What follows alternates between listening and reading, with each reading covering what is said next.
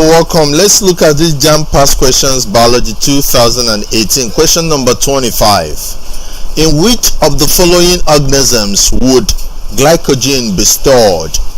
A. Spirogyra, B. Chlamydomonas, C. Rattus, D. Magnifera.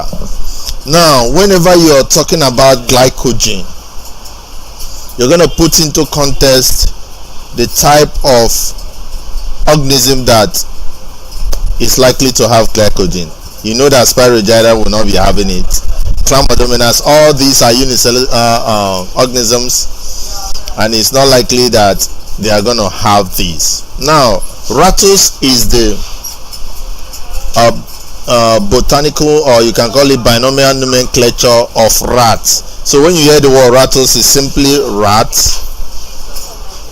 Now, the rat is an animal.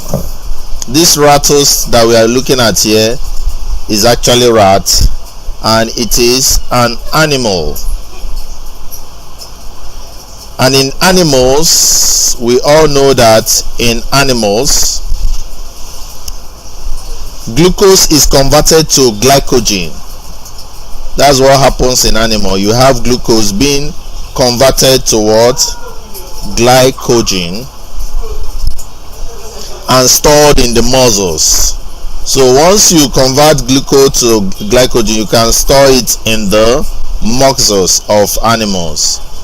That's what happens. This occurs when insulin promotes glucose conversion into glycogen. So you have an enzyme known as insulin that helps this to happen. So when this conversion is done, then glycogen can be stored in liver or muscle cells. So you can store them in muscles and liver cells. So that is what happens in animals, and the animal here that can do this is Rattus, which I told you is also rat.